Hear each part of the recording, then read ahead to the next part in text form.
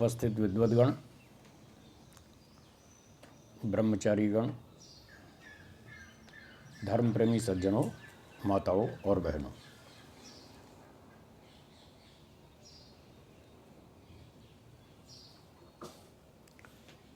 ईश्वर ने जो यह संसार बनाया है,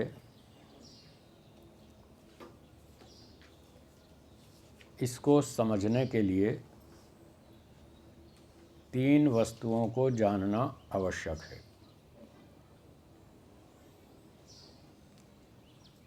उनके नाम बोलिए। ईश्वर, आत्मा, प्रकृति। जो व्यक्ति इन 3 चीज़ों को ठीक ठीक जान लेता है और जानकर ठीक ठीक व्यवहार करना सीख लेता है, वह स्वयं भी सुखी हो जाता है और दूसरों को भी सुख देता है। उसका जीवन सार्थक है, सफल है। जो व्यक्ति इन 3 वस्तुओं को ठीक से नहीं जानता, उसके अनुसार अपना जीवन आचरण ठीक नहीं करता, वह स्वयं भी दुखी रहता है और दूसरों को भी दुख देता है। इसलिए 3 चीज़ों को जानना बहुत आवश्यक है। ईश्वर, आत्मा और प्रकृति। आज जो मंत्र स्वाध्याय के रूप में पढ़ा गया, इसमें एक ईश्वर की बात है और दूसरी आत्मा के कर्म फल की बात है। मंत्र में कहा गया था, यदंग दाशुषे त्वमग्ने भद्रम करिष्यसि तव एतत् सत्यम अंगिरः। हे ईश्वर, अंगिरह शब्द संबोधन में है। हे ईश्वर, हे प्रिय ईश्वर, आप, अंग शब्द है वो भी संबोधन में है, ईश्वर के लिए है। हे ईश्वर, आप जो व्यक्ति अच्छा कर्म करता है उसको अच्छा फल देते हैं। दाशुषे, जो दान करता है, किसी भी प्रकार का दान करता है, विद्या का दान करता है, धन का दान करता है, भूमि का दान करता है, अन्न का, वस्त्र का, किसी भी तरह का दान आदि शुभ कर्म करता है, तो आप भद्रम करिष्यसि, आप उसका कल्याण करते हैं। भद्रम, कल्याण, सुख देते हैं उसको। तो मंत्र में कर्म फल का संकेत है कि जो व्यक्ति अच्छे काम करता है, ईश्वर उसको अच्छा फल देता है, सुख देता है। संसार का सुख भी देता है और आगे चलकर मोक्ष का सुख भी देता है। दोनों प्रकार का सुख ईश्वर उसको देता है जो अच्छे काम करता है। तव एतत् सत्यम अंगिरः, आपका यह सत्य नियम है, सत्य संकल्प है। इसमें कोई संशय नहीं, कोई झूठ नहीं, कोई भ्रांति नहीं। किस बात में? कि जो अच्छे काम करता है उसको आप अच्छा इनाम देते हैं। तो हमें अच्छे काम करने चाहिए। मंत्र का संदेश है कि हमें अच्छे काम करने चाहिए। अब अच्छे काम कौन से और बुरे काम कौन से, ये सब लोग जानते हैं। 3-4 साल का बच्चा हो, उसको तो ठीक है, नहीं मालूम कौन सा काम अच्छा है, कौन सा गड़बड़ है। लेकिन जैसे जैसे उम्र बढ़ती है, 3-4 साल से ऊपर होती है उम्र, तो धीरे धीरे वो सब सीखता जाता है। 15, 16, 18 साल की उम्र तक लगभग उसको सब बहुत सी बातें समझ में आ जाती हैं, बहुत सारी बातें आ जाती हैं, ये ठीक है, ये गलत। यूँ तो जीवन भर सीखता रहता है, वो अलग चीज़ है। पर मोटी मोटी जानकारी उसको 15-18 साल तक हो जाती है। कि ट्रेन में बिना टिकट चलना गलत है, टिकट लेकर चलना चाहिए, अनुशासन में रहना चाहिए, सभ्यता से रहना चाहिए, बड़ों का आदर करना चाहिए, झूठ नहीं बोलना चाहिए, सच बोलना चाहिए, उसको सब समझ में आ जाता है। अब मंत्र तो कह रहा है कि यदि आप अच्छे काम करेंगे तो आपको ईश्वर सुख देगा, ये उसका पक्का नियम है, और गलतियां करेंगे तो फिर दंड भी मिलेगा। ये बात अपने आप इस बात से समझ लेनी चाहिए। अगर ये कहा जा रहा है कि जो अच्छे काम करता है, हे ईश्वर आप उसको इनाम देते हैं, सुख देते हैं, ये आपका पक्का नियम है, इसमें कोई भ्रांति संशय नहीं है। अगर ये बात कही जा रही है तो अर्थापत्ति प्रमाण से ये भी समझ लेना चाहिए कि जो गलत काम करेगा उसको दंड भी मिलेगा, ये भी पक्का नियम। वो पक्का है तो ये भी पक्का है, उसमें कोई छूट छाट नहीं है तो इसमें भी नहीं है। परंतु मनुष्य क्या करता है, वो अपनी चतुराई दिखाने के लिए जब वो गलत काम करता है, उसको पता है, 18 साल से ऊपर वाले को पता है ये सही है ये गलत, फिर तो वो जानबूझ के ही करता है। अब जब वो जानबूझ के गलती करता है तो तब ये मानता है कि मुझे कोई नहीं देख रहा, मेरे गलती को कोई नहीं समझ रहा, न तो सामने कोई मनुष्य समझ रहा है और न ईश्वर, ईश्वर तो उसके समझ में आया ही नहीं। बस यही सबसे बड़ी समस्या है दुनिया में कि लोग ईश्वर को ठीक से नहीं समझ रहे। अगर ईश्वर को ठीक ठीक समझ लें, और जैसा आज के मंत्र में संदेश है कि ईश्वर न्यायकारी है, अच्छे कर्म का अच्छा फल देगा और बुरे कर्म का बुरा फल देगा, अगर इतना समझ में आ जाए तो संसार के लोग सुधरने शुरू हो जाएंगे।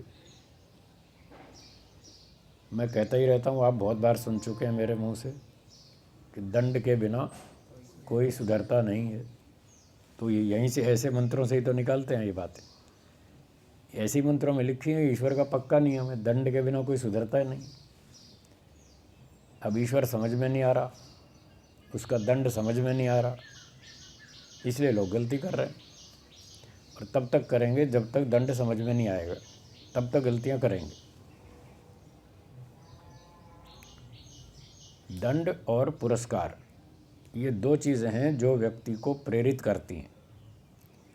अंग्रेज़ी भाषा वाले इसको मोटिवेशन कहते हैं, मोटिवेशन, कि इन चीज़ों से हमको मोटिवेशन मिलता है, प्रेरणा मिलती है कि ये काम करो और ये मत करो। पुरस्कार, इनाम हमको अच्छा कर्म करने में प्रेरित करता है, और दंड हमको गलती करने से रोकता है, बचाता है कि गलती करोगे तो दंड मिलेगा। जहाँ जहाँ पर संसार में लोगों को दंड समझ में आ गया कि यदि ऐसी गलती की तो हमें ये दंड मिलेगा, वो पूरा समझ में आ गया अच्छी तरह से, वहाँ पर लोग गलती नहीं करते। जैसे अभी आप यज्ञ कर रहे थे और अग्नि जल रही थी, तो जलती हुई अग्नि में हाथ डालेंगे तो क्या होगा? जलेगा। हानि होगी या लाभ होगा? हानि होगी। ये बात समझ में आ गई? आ गई ना? कितने प्रतिशत? 50, 80 या 100? 100 आ गई ना, इसलिए आप हाथ नहीं डालते। ये मेरे पक्ष का उदाहरण है। जहाँ जहाँ दंड समझ में आ जाता है वहाँ व्यक्ति गलती नहीं करता।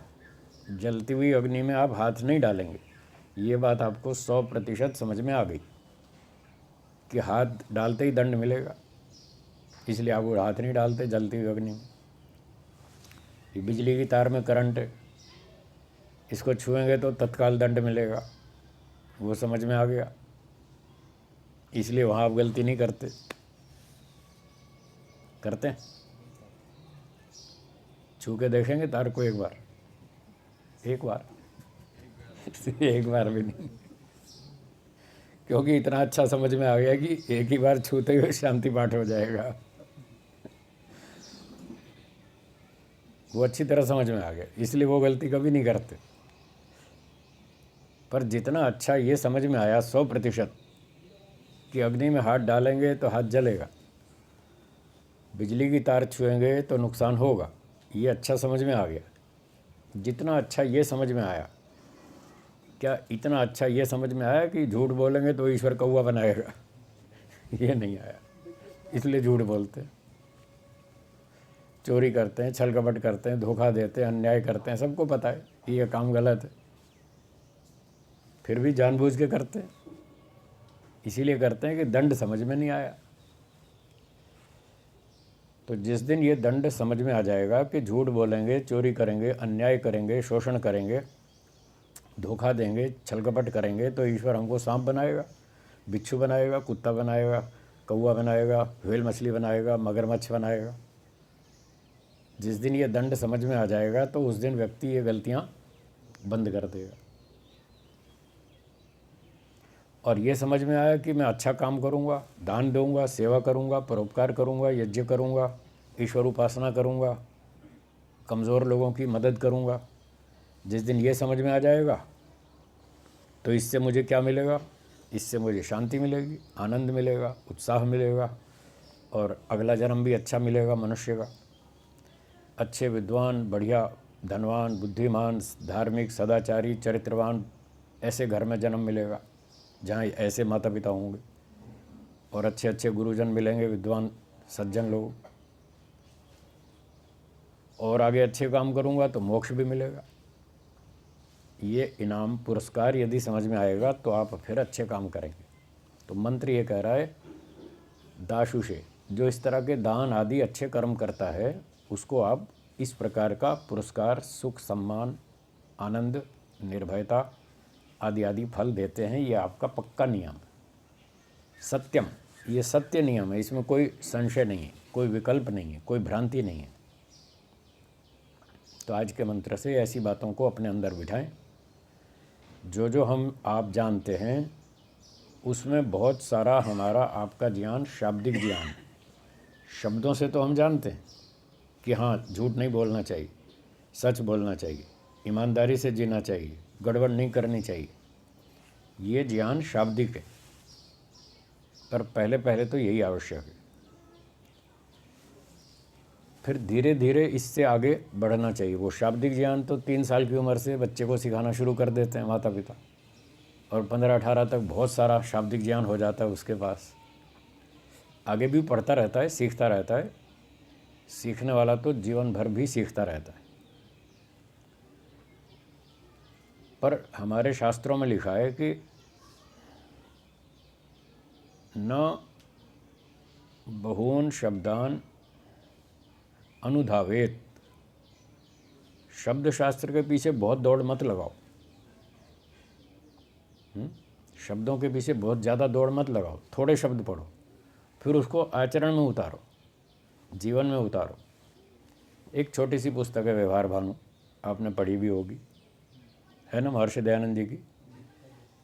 उसमें शुरू में और आखिर में दोनों जगह लिखा है कि कोई व्यक्ति विद्या कम भी जानता हो लेकिन व्यवहार ठीक करता हो, सब धर्म के अनुकूल उठना बैठना, खाना पीना, लेना देना धर्मानुकूल व्यवहार करता है, तो वो कभी कहीं दुखी नहीं होता, हमेशा सुखी रहता है, हमेशा लाभ में, फ़ायदे में रहता है। और जो सारी विद्याएं पढ़ करके भी फिर झूठ, छल, कपट, अधर्म आचरण करता है, वो कभी कहीं सुखी नहीं होता। ये दोनों बातें लिखी व्यवहार भानु के आरंभ में भी और अंत में भी, दोनों जगह लिखी। और वो उदाहरण बहुत दे रखे हैं उसमें, कथा कहानी। एक गौरगंड राजा की कहानी सुनाई। वो दुष्ट था, सब प्रजा उसकी परेशान थी। तो खैर, मैं लंबी बात नहीं करता।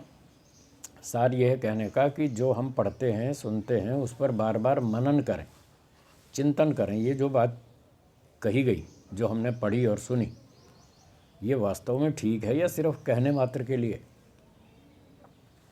सिर्फ कथन मात्र है या कोई आचरण में लाने की भी चीज़ है? ऐसा मनन करना चाहिए। बिना मनन के वस्तु विषय को समझने में स्पष्टता नहीं होती, क्लियरिटी नहीं आती, संशय बना ही रहता है। ठीक है, लोग कहते हैं, हज़ारों साल से, लाखों साल से कह रहे हैं, कहने वाले कह रहे हैं, सुनने वाले सुन रहे हैं। पर संसार में कोई फ़र्क तो दिखता नहीं, लोग वहीं के वहीं, बल्कि और बिगड़ते जा रहे हैं। पिछले 20-25 साल में आपको क्या लग रहा है, संसार के लोग सुधर रहे हैं कि बिगड़ रहे हैं? बिगड़ ज़्यादा रहे हैं, सुधरते तो कम ही दिख रहे हैं, बिगड़ते हुए ज़्यादा दिख रहे हैं। तो जब लोग देखते हैं भाई सारी दुनिया बिगड़ रही है, फिर मैं क्यों अकेला बैठा हूँ क्या सुधरने के लिए? क्या मैंने ही ठेका लिया है क्या सुधार का? सारी दुनिया ऐसे चल रही है, मैं भी चल रहा हूँ। फिर व्यक्ति अपने सुधार में प्रयास नहीं करता। तो दूसरों को ना देखें, ऋषियों को देखें, विद्वानों को देखें, ईश्वर को देखें। उन्होंने जो संविधान कानून हमारे लिए बताए, उनको शब्द प्रमाण से पहले हमने पढ़ लिया, सुन लिया, हमको शाब्दिक ज्ञान हो गया। अब इस पर मनन करें। आपने जिसने सांख्य पढ़ा है, तो आपने वो पढ़ा होगा, नोपदेश श्रवणेऽपि कृतकृत्यता परामर्शादृते विरोचनवत, पढ़ा है ना? हाँ, केवल सुनने मात्र से काम नहीं चलता, इतने से व्यक्ति को सफलता नहीं मिलती। जब तक वो मनन और निधिध्यासन न करे, परामर्श, मनन और निधिध्यासन, जब तक मनन नहीं करेगा, विचार नहीं करेगा, चिंतन नहीं करेगा कि हमने क्या सुना, क्या पढ़ा, तब तक उसको विषय समझ में नहीं आएगा, स्पष्ट नहीं होगा। और जब तक स्पष्ट नहीं होगा तब तक वो आचरण नहीं कर सकता। और जब तक आचरण नहीं करेगा तब तक कल्याण नहीं होगा। तो मंत्र तो कह रहा है भद्रम करिष्यसि, आप तो कल्याण करते ही हैं, पर किसका करते हैं? जो आचरण करता है, जो दान आदि कर्म करता है, शुभ कर्म करता है, उसका आप कल्याण करते हैं, इसमें हमें कोई संशय नहीं है। तो इन बड़ी सुनी बातों पर मनन करें, विचार करें, चिंतन करें कि ईश्वर हमारा राजा है, हम उसकी प्रजा हैं, वो न्यायकारी है, माफ़ बिल्कुल नहीं करता, अच्छे कर्म का अच्छा फल देता है, बुरे कर्म का बुरा फल देता है, कोई छूट-छाट कंसेशन नहीं है। इसलिए जो हम व्यवहार भानु में पढ़ते हैं और शास्त्रों में पढ़ते हैं, उसका आचरण करें, व्यवहार में लाएं, उसको मनन करें, फिर निश्चय करें, और फिर उसको तत्व, जब हम निश्चय कर लेंगे वो तत्व ज्ञान का स्तर हो जाएगा। ये शाब्दिक ज्ञान हमको तत्व ज्ञान तक पहुंचा देगा। वो मनन और निधिध्यासन से होगा। जब हमें तत्व ज्ञान हो जाएगा फिर हम प्रैक्टिकल कर लेंगे, फिर कोई दिक्कत नहीं। फिर ये अच्छी तरह समझ में आ जाएगा कि बिजली की तार छुएंगे तो हानि होगी, वो तत्व ज्ञान हो जाएगा। और ये भी समझ में आएगा कि झूठ बोलेंगे तो भगवान कौवा बनाएगा, सांप बनाएगा। सांप को देखते ही लोगों की देखो कैसी नज़र होती है, देखते ही मारते हैं। सांप को देखते ही मारने को दौड़ते हैं। और कहीं भूले भटके तो नहीं, ईश्वर तो भूले भटके नहीं करता, वो तो सोच समझ के करता है। भूल भटक तो हमारी होती है। हम अगर भूल भटक से उल्टे सीधे काम करते रहे और अपना सुधार नहीं किया और ईश्वर ने हमको सांप बना दिया, तो फिर कल्पना करो फिर लोग हमारे साथ क्या करेंगे। ऐसे कल्पना करनी चाहिए, फिर आपको तत्व ज्ञान हो जाएगा। इसका नाम है मनन। ऐसे मनन करें, यदि भगवान ने हमको सांप बना दिया तो लोग हमारा क्या हाल करेंगे? बिच्छू बना दिया, छिपकली बना दिया, मगरमच्छ बना दिया तो लोग हमारा क्या हाल करेंगे? शेर, भेड़िया, हिरण बना दिया तो हमारा क्या होगा? ऐसा सोचें, तो इससे आपको सारी बात स्पष्ट हो जाएगी और धीरे धीरे वो तत्व ज्ञान में कन्वर्ट हो जाएगा, जो शाब्दिक ज्ञान है। और यदि तत्व ज्ञान हो गया, बस फिर गलती नहीं करेंगे, फिर अच्छे काम ही करेंगे और फिर देखेंगे जीवन में आनंद ही आनंद। फिर ये मंत्र बिल्कुल स्पष्ट हो जाएगा, भद्रम करिष्यसि, आप सब उन अच्छे लोगों का कल्याण करते हैं। ठीक है, तो मंत्र पर मनन करें, इससे लाभ उठाएं, जीवन में आचरण करें। कोई शंका हो तो बोलिए, 5-7 मिनट हैं हमारे पास। हाँ बोलिए। इसको बंद कर दो, आ जाओ, इसको कर दो बंद।